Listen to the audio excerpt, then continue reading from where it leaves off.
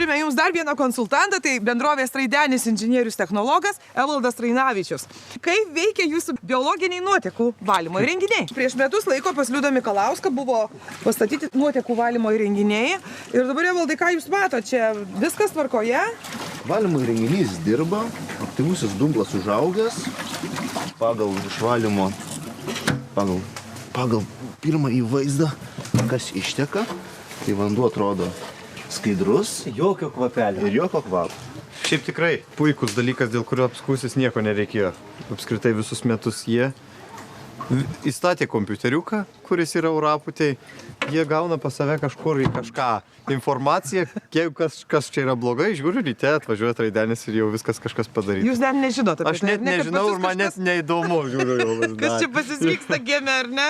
Svarbu, kad jisai perteklius paskui nuvestas į vandens telkinį, visi popieriai pasirodo yra, kad galima išleisti, kas čia, nes vanduo tai tikrai švarus yra. Tikrai buvau kažkada pasisėmęs, net žiūrėjau stikliniai, gert nesinorėjau, bet tikrai labai gražiai. Švalo. Auga bakterijos, aktyvusis dumblas, o tai, kas išteka į ežerą, yra šita nuskaidrėjusi dalis. Visam tam įrenginyje yra, jeigu išmaišytume visą tūrį šitą, tai būtų tai, kas yra įrenginyje. O išteka į ežerą tai, kas nuskaidrėja. O valo nuotekas, tai aktyvusis dumblas esantis apačioje. Evaldas Trainavičius sako, jog kartą per metus valomas aktyvusis dumblas, o filtrą reikia valyti maždaug kas 2-3 mėnesiai, kad nesutriktų biologinio valymo įrenginių darbas.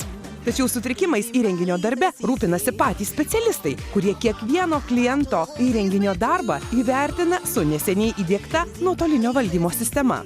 Iš tikrųjų, įdiegus pas Liudą nuotolinio valdymo sistemą, Liudui nebereikia rūpintis valymo įrenginio. Mūsų serviso darbuotojai mato kompiuterį, ar orapūtė dirba, ar oro filtras susikimšęs, ar difuzorius plyšęs ar neplyšęs. Oro srauto grafikas, kuriame mes matome orapūtės darbo režimą. Mano yra jau čia. Taip. Kažkada tai buvo, kad orapūtė sustojo, dirbo. Ten buvo vandens lygis pasikeitė.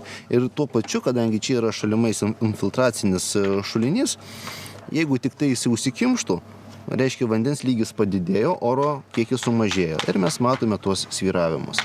Jeigu tik mes gauname signalą, kad kažkas yra negerai, mes operatyviai galime sureaguoti į šitą gedimą, atvažiuoti, sutaisyti ir užkirsti kelią, kad nevalytos nuotekos nepatektų į ežerą.